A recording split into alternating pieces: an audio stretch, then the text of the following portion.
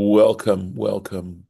Baruch atah Adonai Eloheinu melech haolam asher kitshanu b'mitzvotav v'tzivanu la'asok b'divrei Torah. So we're in the midst of this conversation that the angels are having with Abraham. And we started the sentence, but we have more Torah Temimah to do on this particular sentence. Vayomru Elav, right? And the dots on top of Elav. Aye Sarah Ishtecha, where is Sarah your wife? And he answered, Abraham answered them, and he says, Vayomer, he said, Hineva oil, here she is in the tent. And that's what we're going to look at today. This statement, let's make sure, let's see. Okay. So we had some of the things. Let's make sure I find the right part here. Okay, there we go. This is what we're going to look at, and it's a very long. It is quite a lengthy Torah Temimah, and I'm sure that there are those who will not appreciate what's being said here, and I think that again, I feel my task is to try and present as transparently as possible what we're reading, and as far as how we feel we can apply it ourselves, that I have to leave up to every individual. However, he is going to go into the whole idea of the relationship that Judaism has to women, Judaism understands the role of women, etc. And I guess before I go any further, I would say, how much happier are people today given the cultural changes that have taken place? And are there some corrections? Are there some ideas that need to be valued that perhaps aren't valued, etc.? I don't want to really go into that in detail myself. I'm throwing it as a question. So, behold, she is in the tent. She is indeed in the tent. Mikan. And from his response, we learn dekvuda shel isha, that it is an honor for a woman, that a woman derives honor, leshev babayit, to remain in the house, to live a modest life, and to take care of all the domestic issues. This term kvuda shel isha is an interesting phrase. Does it mean that a woman is able to perhaps accomplish the most? The word kavod, of course, has to do with the word kaved, heaviness and honor and things that have significance, and whether or not that's exactly the whole point here. But it certainly seems to suggest that for a woman to take care of the domestic elements of life is a very significant kind of thing. Let's take a look. We'll plunge now into Torah Temimah. Okay. Inyan zeh, this whole matter, uva b'Gemara, it is raised in the Gemara, in the Talmud, kan, here, the inyan hakirat hadin, where the Gemara is investigating the law, the lo yavo emoni umoavi b'kal Hashem. There's a statement in, I believe it's Deuteronomy, which basically says that a Ammonite and a Moabite shall not enter the congregation of the Lord. And the rabbis understand this to mean that they are forbidden for marriage, that an Ammonite and a Moabite are never permitted, or at least, well, I'd say probably never permitted. As long as they're Ammonites or Moabites, they're not permitted to marry a Jewish person. That's the arching discussion, the overall discussion taking place, right? And what we're saying is he's going to explain how this enters into that particular discussion. Didarshinan, because the rabbis understand this. We interpret this Ammonite and Moabite as Ammoni velo Ammonit, that it has to do with an Ammonite and not a female Ammonite, not an Ammonitess. Moavi, a Moabite, velo Moavit, and not a Moabite woman. And clearly we have, because Ruth, in fact, was a Moabite, and in fact we consider her to be a great, great, great woman, that she was the great-grandmother of King David. And so how's that possible if the Torah forbids Moabites? And that's why the rabbis say that Moabite women is not included in this law, or an Ammonite woman is not included in this law. Moabite women and Ammonite women are permitted to marry Jewish men. So they're permitted. Obviously following conversion, but nevertheless, they're allowed to. Uparich b'Gemara. So the Gemara challenges this interpretation. Ela me'eta, they say, but if that's the case, if we're going to look at these words and say, well, they refer to the masculine and not the feminine, we also know it says Mitzri, that an Egyptian is not allowed to enter into the congregation of Israel. In other words, again, that we're not permitted to marry an Egyptian and a Jew are not permitted to marry, or an Egyptian and a Jewess. And we're saying, well, in that case, we should also say the same thing, and we don't apply it, right? Now, it does distinguish in the Torah between an Egyptian and a Moabite and an Ammonite, and it says something like a certain generation, after a certain number of generations, they are permitted. But nevertheless, why the distinction? In other words, what the Gemara is understanding is that the law applies, that is, that an Egyptian male or female may not marry a Jewish man or woman, whereas a Moabite or Ammonite woman can marry a Jewish man. Okay, so why not, right? Hachinami, just the same way, if we're going to interpret it that way. Umashmi, and the Gemara responds but says, Shani hacha, that there is a difference. We can make a distinction in this particular case, but Ammon uMoav, in the case of Ammon and Moav, Tehakatuv mefaresh, because in this case, the scripture states explicitly, Ta'am harchato, al davar. Okay, so because scripture explains the reason why Moabites and Ammonites are not permitted, I'll quote, al davar asher lo kidmu etchem belechem uvamayim.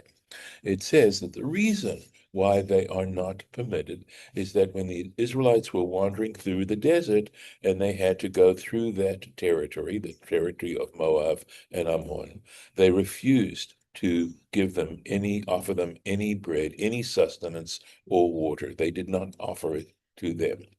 By the way, I would note to you that Ammon and Moab are distantly related to the Jewish people. They are Lot's children, right? They're the children of Lot, descendants of Lot, right? And so there's a special sense, given the fact that Abraham had been so kind to Lot, right, and taken him on, that there's a huge level of unappreciation here, and this is the reason. But they didn't offer them bread or water. Okay, and that's in Parshat Tetzai. It is in the Deuteronomy, in the Torah portion of Ki Tetzai. And they go on to say, right, that's the reason. And what has that to do with our interpretation to say that Moabite women and Ammonite women are permitted? Mi darcho lekadem. So we could ask the question, who is in the habit of coming out and offering? In other words, not waiting to be asked, but to offer right at the get-go. Ish darcho lekadem. It would be for a man to take the initiative, right? And it's not the habit of a woman to be so bold and initiate this kind of thing, right? To precede lekadem. V'ritzono lomar, and what he's saying is, v'lachein rak ba'amon u'ma'av. Well, since it's saying they didn't do it, well, since it's referring only to men, because that's what men would normally do, and women not normally do it, that's why this particular law applies to Ammon and Moab. So mima'atin nekevot, okay? So in that case, one leaves out, one does not include the females, the women, v'lo b'sha'ar umot, and not with regards to other nations. In other words, we couldn't say that about the Egyptians because that's not the reason given as to why Egyptians are not permitted to enter into the community of Israel. Uparich od. So the Gemara isn't satisfied with that. It goes ahead and challenges again.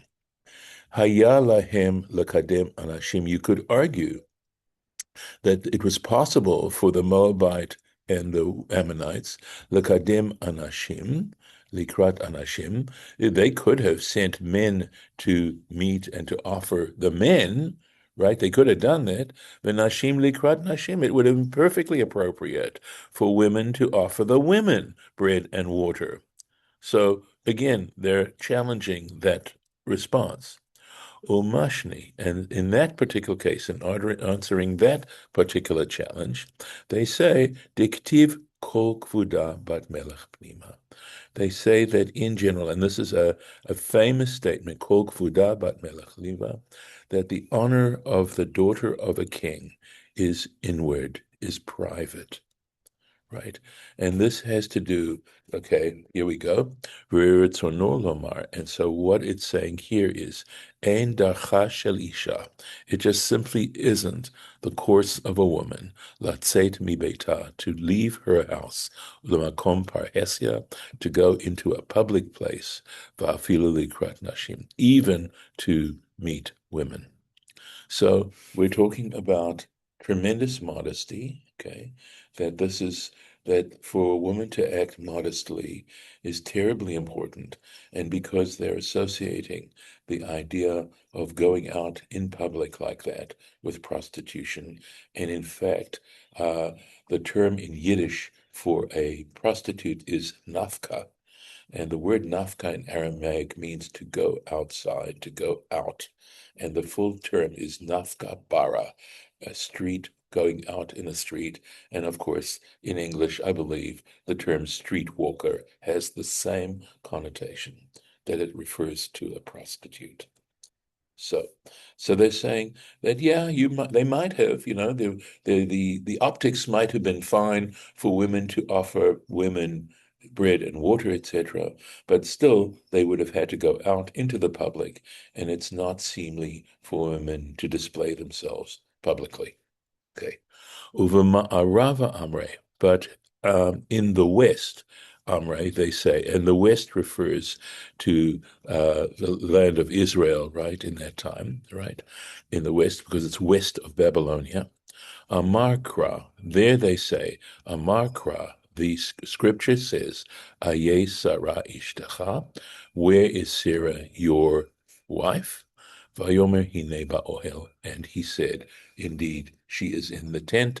Adkan, that's the end of the quote that's going on, the discussion in the Gemara.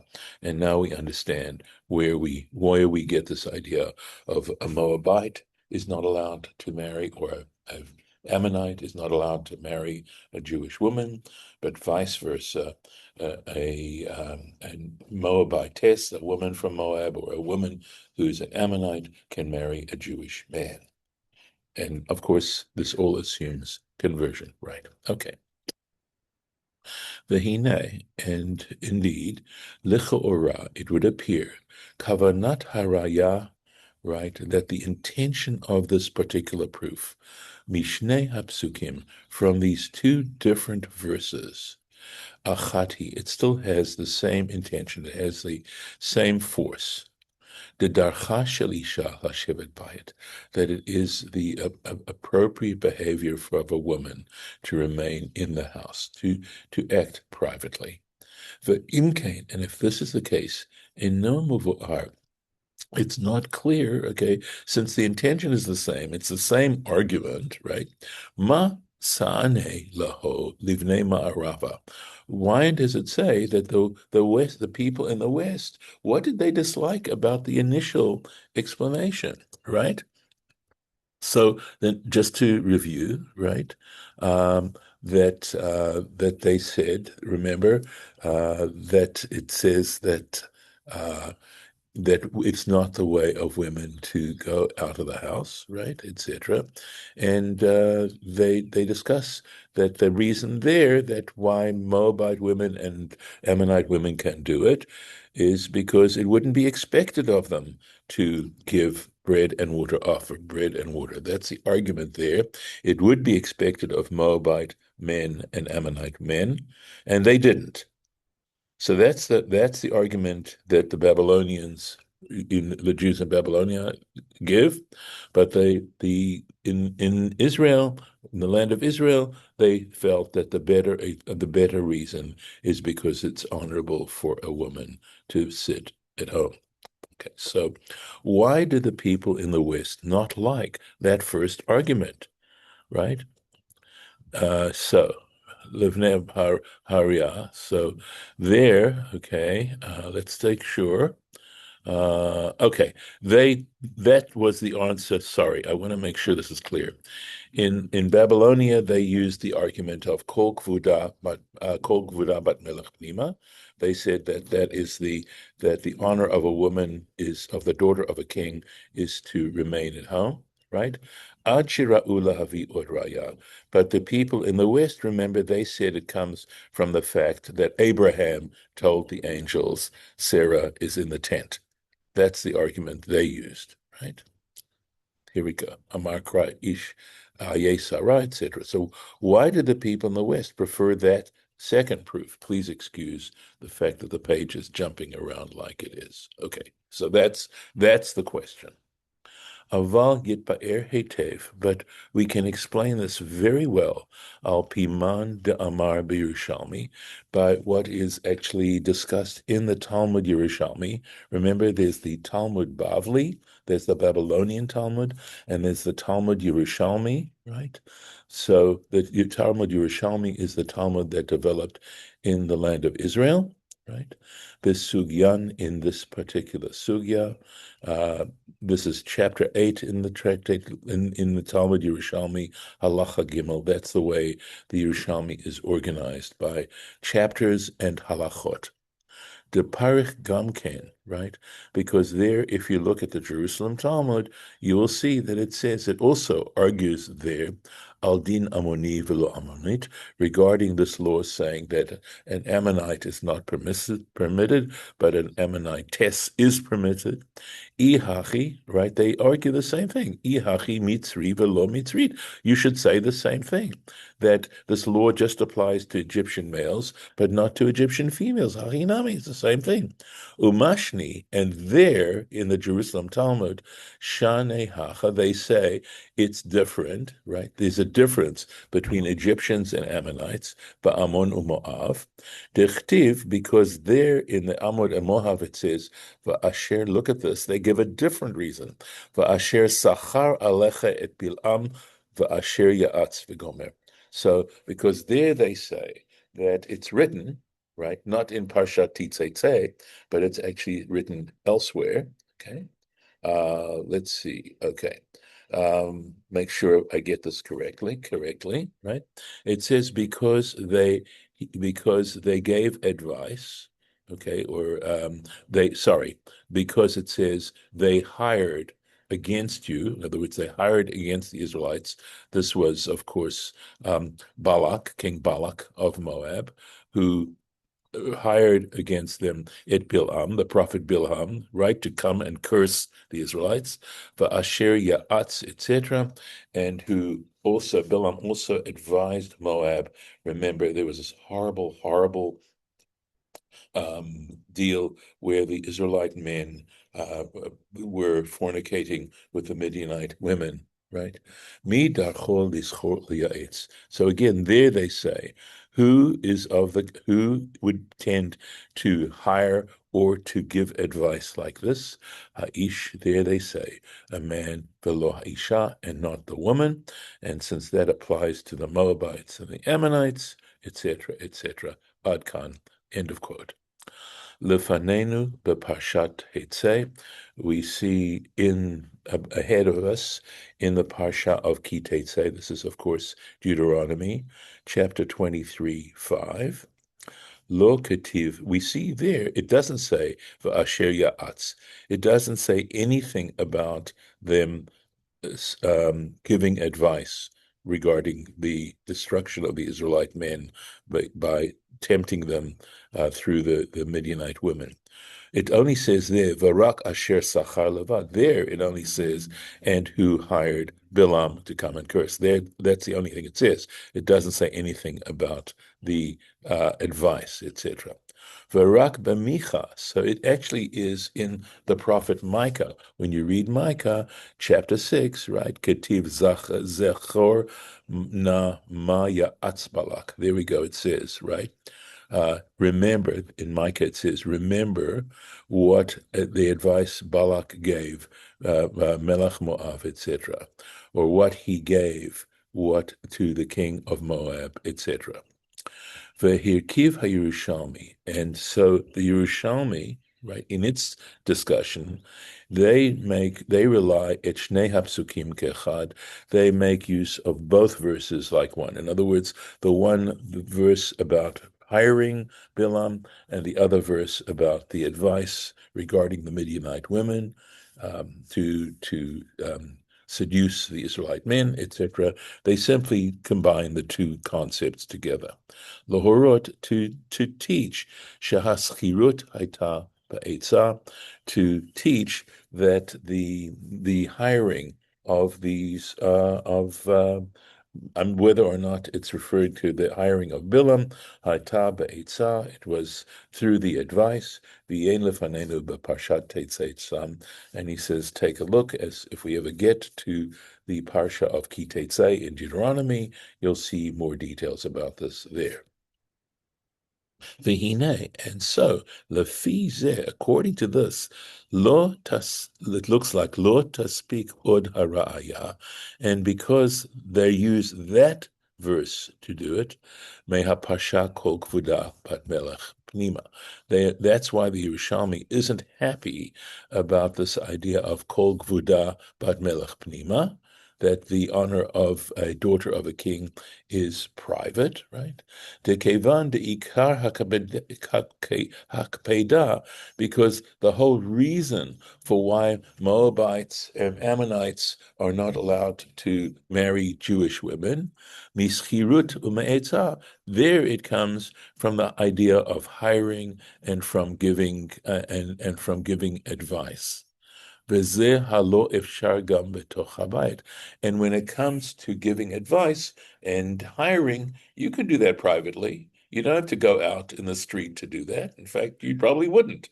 You hire and you make these arrangements inside, right? So that's why this kol kuda bat melech pnima doesn't work for them. Lachen hosifu b'nei ma'arav, and that's why they added the idea of the people in the West. Vehem ba'alei haTalmud HaYerushalmi.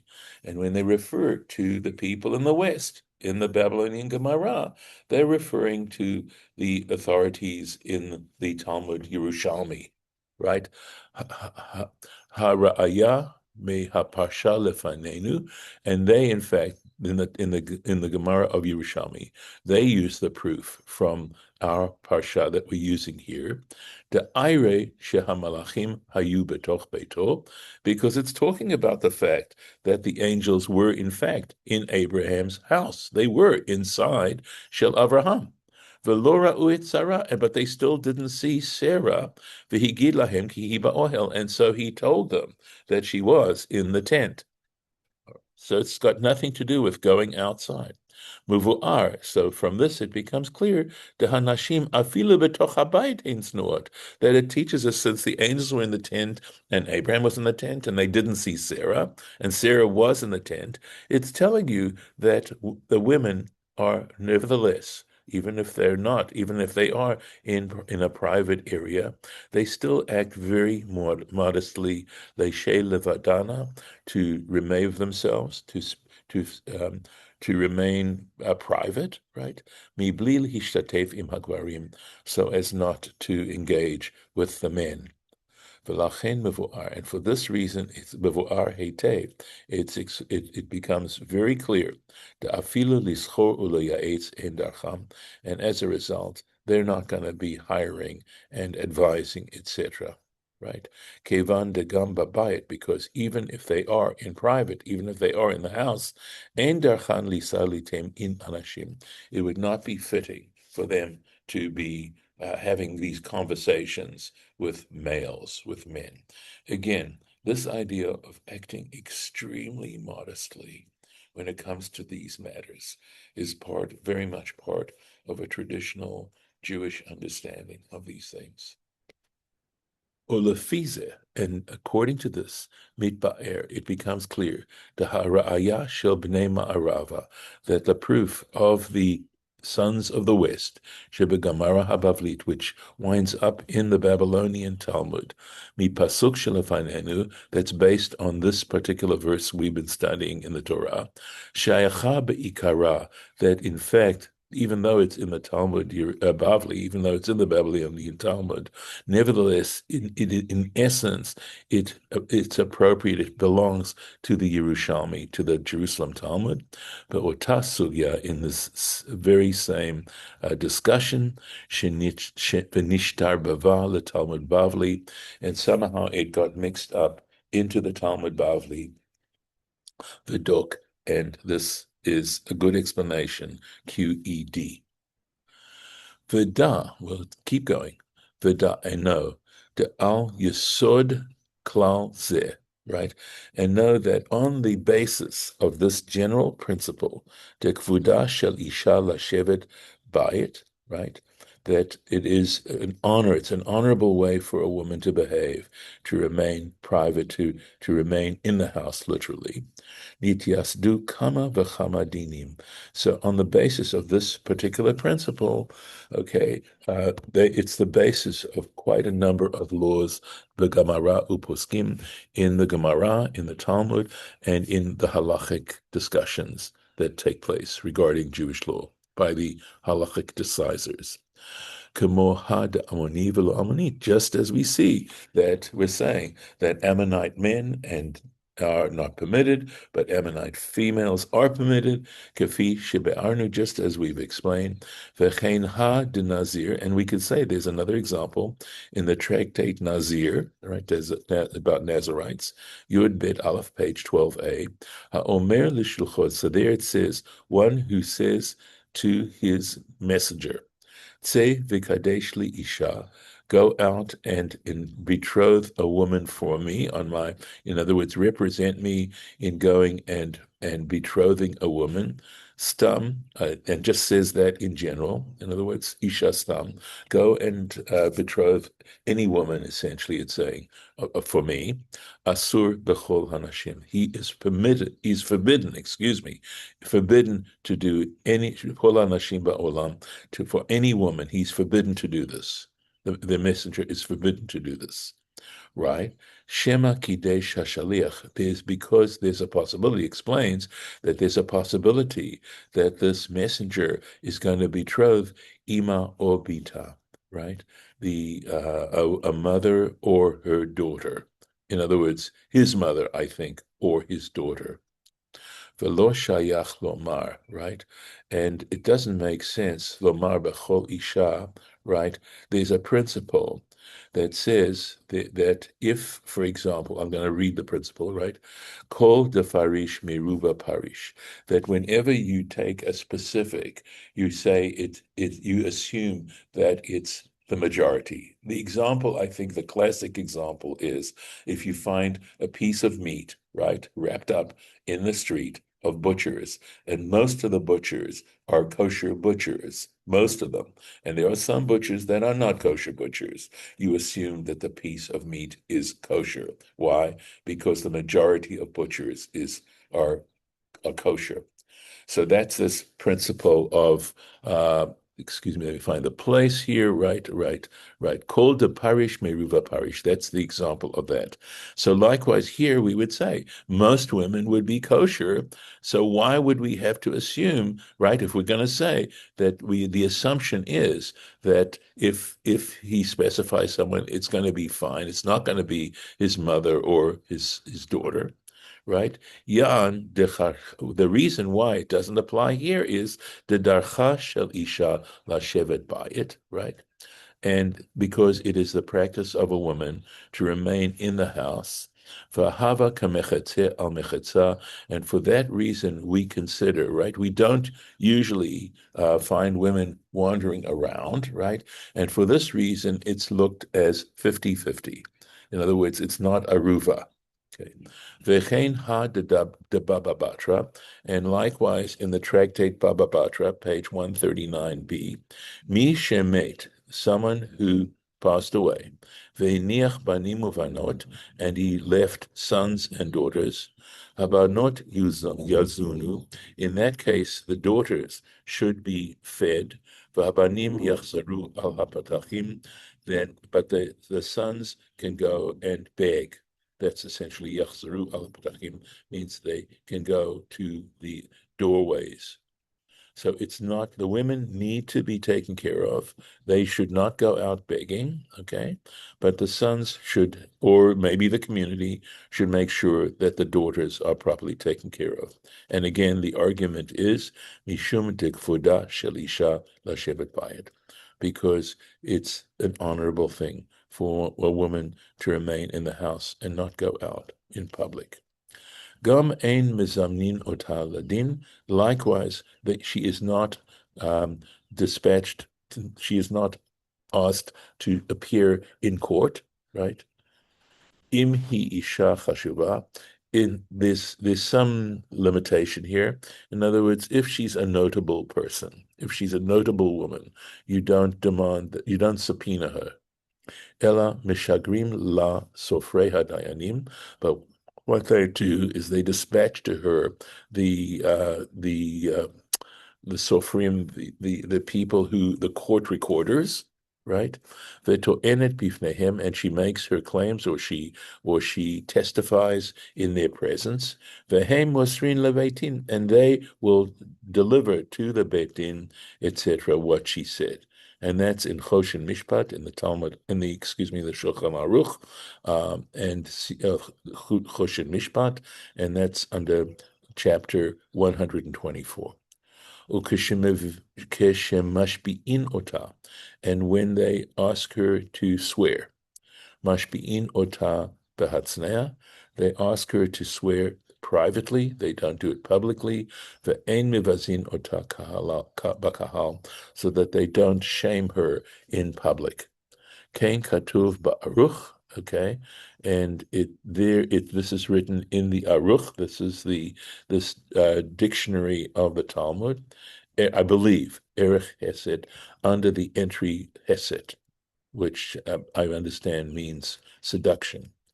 V'chidush shelo zachru haposim, and he's saying it's interesting that the poskim do not make mention of this particular idea in the Aruch. It's an authoritative work. Ukeshehi almana, and if she becomes widowed, mocheret minichsei ba'ala, and she's trying to sell her husband's property, kedei legabot ketuvata, in order to take the money promised by her ketubah, right, her marriage document. Mocheret shelo bebeitin, she is allowed to sell this property, and she doesn't have to go to court to do it in public, in court. Mishum de ein adam rotze shetivazeh ishto, and we understand that this would be her late husband's desire, because he would not want to see his wife publicly humiliated in a beit din, in a court.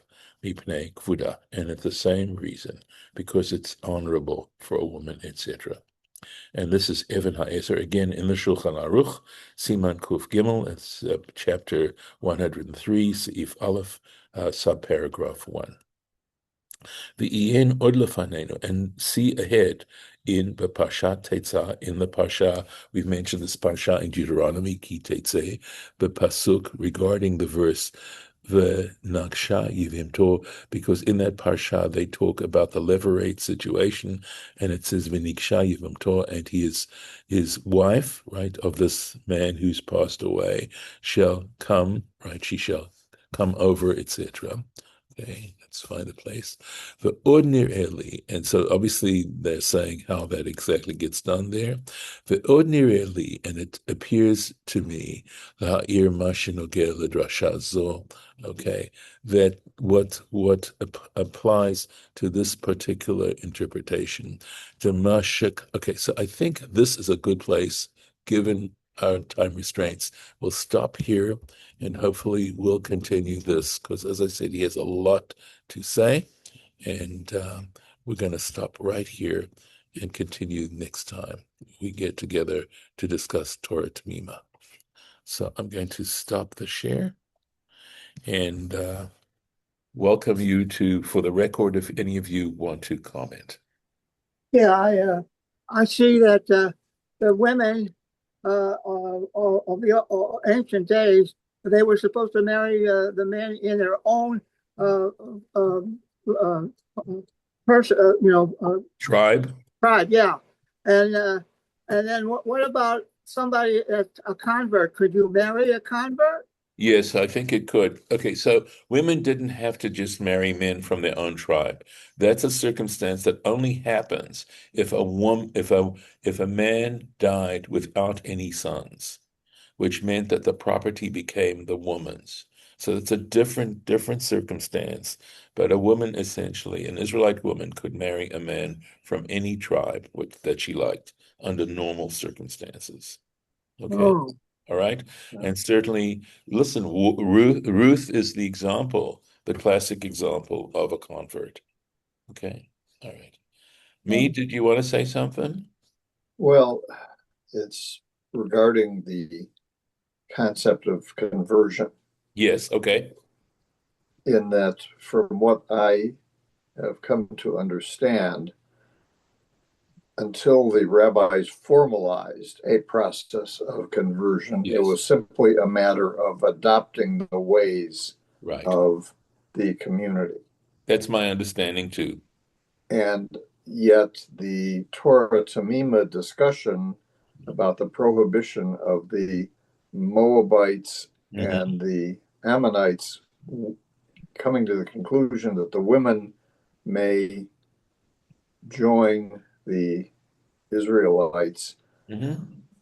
required some kind of a conversion process. That was sort of it. That was my take on what it was saying earlier, that there was actually a conversion process as opposed to the informal adoption of the ways of the tribe. Okay. So I know that I mentioned conversion, and I'm glad you caught me on that because this would apply even in the ancient days before there was a formalization. In other words, I think it was just typical, and maybe we see that amongst the Native Americans, okay, in terms of because they were in tribes, and there might have been circumstances where a woman from another tribe would wind up being the wife of a man from a different tribe, that basically it didn't have to be formalized. She just simply had to adopt the customs of that particular tribe. So I think that here we're really talking about the prohibition, that the reason for the Torah's prohibition doesn't have to do with beliefs and practices, but has to do sort of more, if I may say, blood. In other words, that you happen to be a Moabite and a descendant Moabite. And we're not getting into, other than the degree to which we gave any rationalizations, we didn't peel apart any further layers as to why, Dafka, the Torah is so emphatic about Moabites and Ammonites. But at the same time, I think the rabbis had to look at the book of Ruth, okay? And it was part of scripture. And clearly it's a contradiction if you don't understand it in the way they interpreted it. Okay. I mean, am I answering your question? Because I don't feel. I'm letting it go. Okay. Well, I'm just saying that it doesn't. The issue when I mentioned conversion, I simply meant I didn't necessarily mean a formal conversion. What I meant was a conversion with a small c of whatever idolatrous beliefs the Moabites or the Ammonites practiced. In other words, whatever the time is required, if the woman adopted those Correct. requirements for joining the tribe, that Yeah, was good enough. right. Whereas in the case of the male, it would It appear that wasn't good enough. it wasn't good enough. Yes. I think that's a better understanding of this. Yes. Okay. All All right. right. Yes, yes. Okay, I'm going to Okay. stop the record. No, You, it's good. you got off easy on that one. Okay. Well, you're letting me off. See. Okay. Yep.